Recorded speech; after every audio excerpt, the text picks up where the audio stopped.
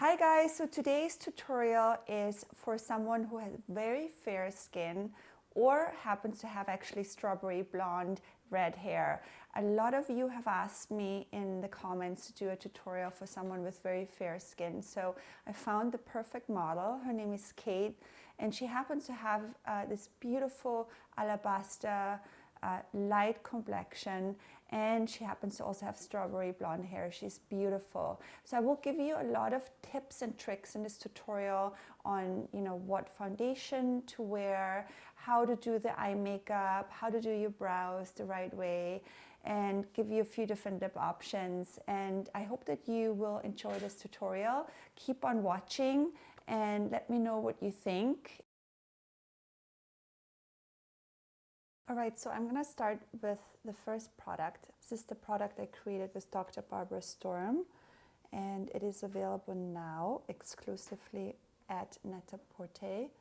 I'm so proud of this primer. I've worked super hard to create this the last 2 years, and I love using it before you apply foundation. And hopefully the camera will pick this up, but immediately when you apply this primer, it just gives you an instant glow, but it's not too shiny or too shimmery. Just like really just does the right amount right before you apply foundation. Alright, so for foundation, I chose 2 foundations for you. The first one is the Vital Lumiere and the second one is the Tom Ford. This is a new foundation by Tom Ford, and I've already prepared and mixed it together on my little palette, and I'm going to use my beauty blender for that.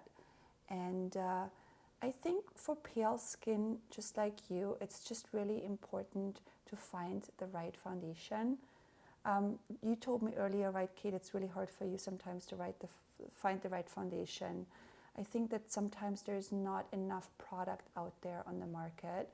And so unfortunately sometimes you just have to really find the right thing or mix and match. Most people who have pale skin have pink undertone, or they're like a cooler complexion.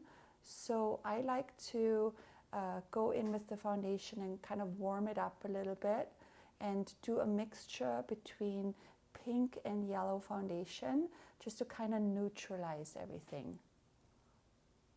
I'm also going to put some foundation on the eyelid. As you can see, usually with really pale skin, there's a lot of blue going on around the eyes, underneath the eye.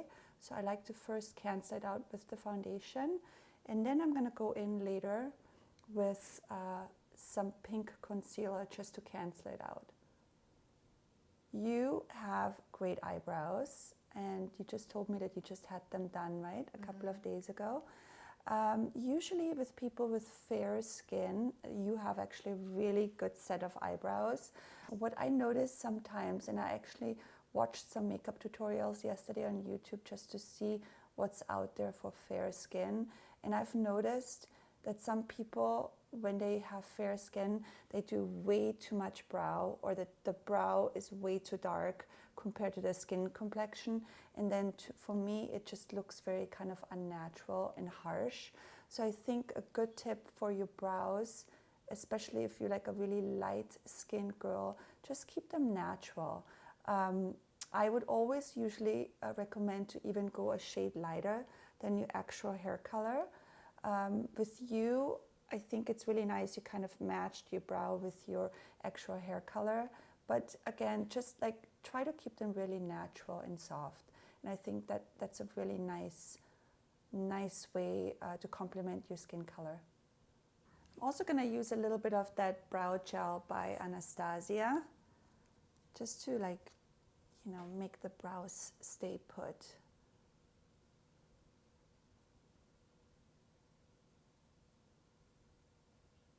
Alright, we're going to go right into your eye makeup. So earlier I put, if you close your eyes, a little bit of foundation on your eye. So you can see sometimes that creases a little bit. So I go back in with my beauty blender. And then I'm just going to powder your eyelid a little bit. I'm going to just bring in my Charlotte Tilbury pressed powder. I'm going to put that on before I go in with my eyeshadow. And that will just give a little bit more longevity to your eye makeup. I'm just using this palette here by Sephora, and I think that like all these shades in here are just super complementary for your skin tone and for lighter skin tone. I'm gonna start with this color right in here, just to kind of use it all over your eyelid. And for that, I'm going in with my 217 brush by MAC.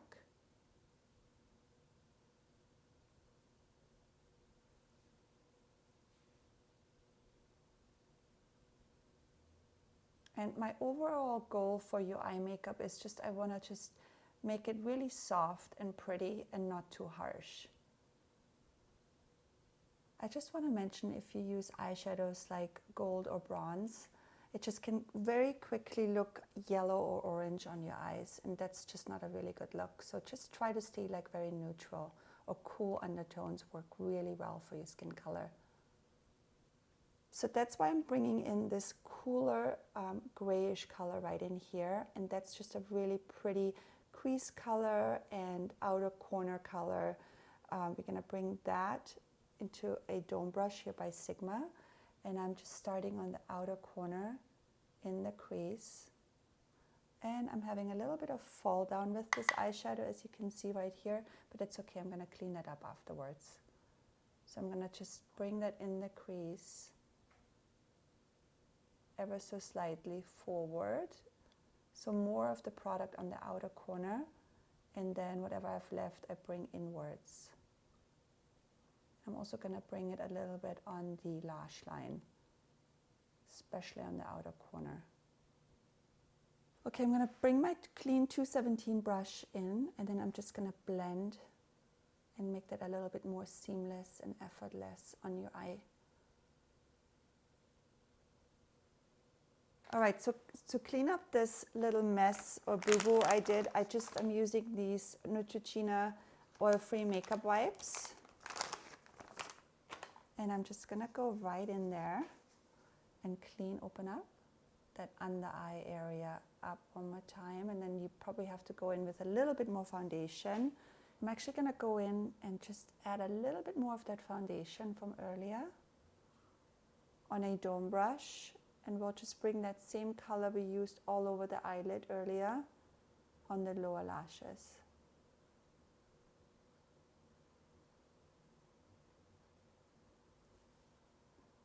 Perfect. And you can go back with your beauty blender if you need to, just to like clean it up. And now I'm gonna go in with the darker gray shade. This is just like a nice angled NARS brush. And I'm going to just add a little bit more depth close to your lash line, on your upper lash line especially. And that's why I like using this kind of like thicker brush right here by NARS, because it just makes it kind of effortless looking and not as of a harsh of a line, and just soft and pretty. Open up, and you can see immediately it just gives a little bit more depth to the lash line. Okay, I want to add even a little bit more depth to the lash line, so I'm going to bring in my eye kohl pencil by MAC, and this one is Teddy. Close your eye, and I'm just going to bring that as close as possible to the lash line, and just kind of wiggle it in between the lashes so you can get a really nice lash line, like darker effect right there. Open up. Now you can go in with a dome brush again and just make it a little bit more even and soft looking. All right, so what I'm going to do with you next is I'm going to curl your lashes, and then we're going to put on a coat of mascara, and then we see if we need any more eye makeup. And then mascara. So I'm going to actually use black on you today just to give a little bit more impact.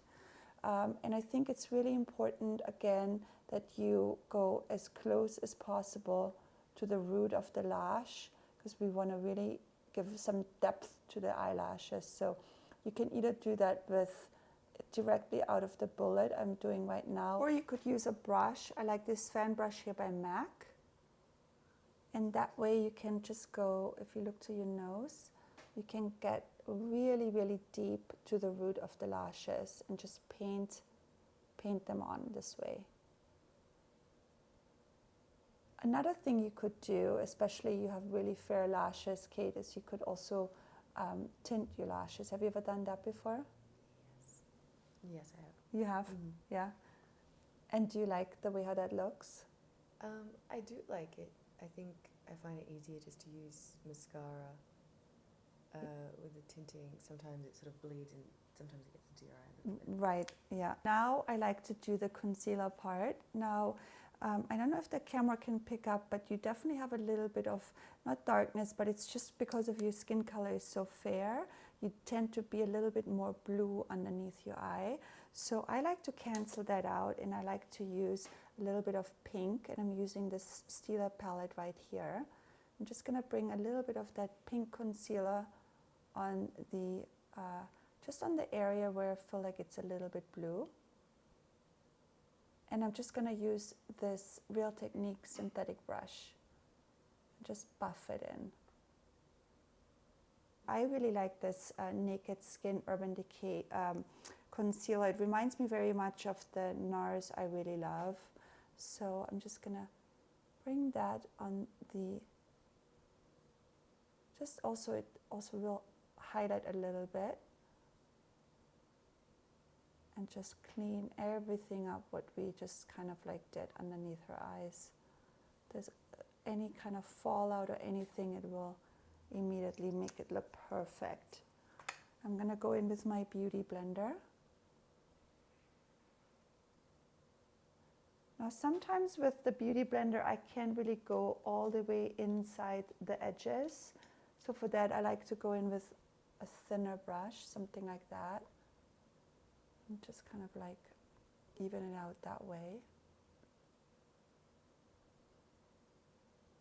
Now what happens a lot of times when I add concealer, sometimes I wipe away a little bit of the lower lash makeup. So I'm just going to go back in with this shade, and then I'm just going to add that on just a little bit more, just to intensify it if you feel like you need it.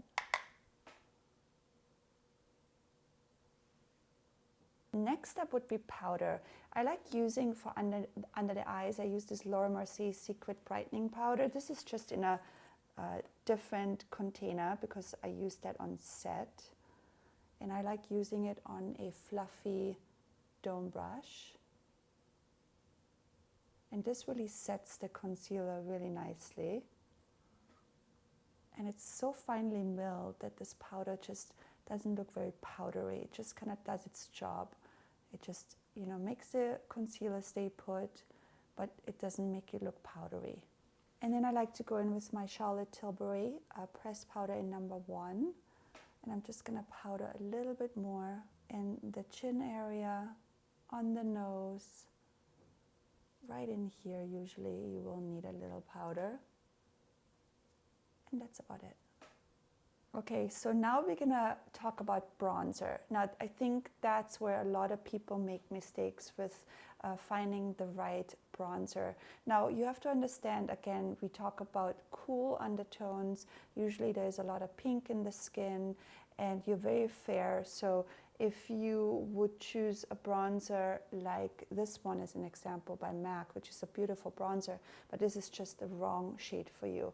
So I think that nowadays you can actually find really beautiful bronzers, and there's a lot of different ones on the market. Like I like this Schwa one as an example.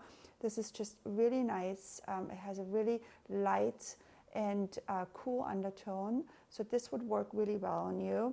Another one of my favorites, this is something I have in my makeup kit, is the Kevyn Aucoin Light bronzer. This is more contouring product, but you can also use it as a bronzer.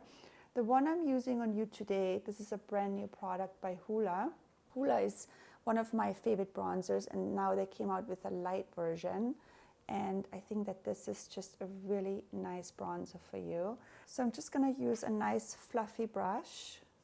And we also wanna bring a little bit of dimension into your face now. Now everything is quite flat and one-dimensional and one color.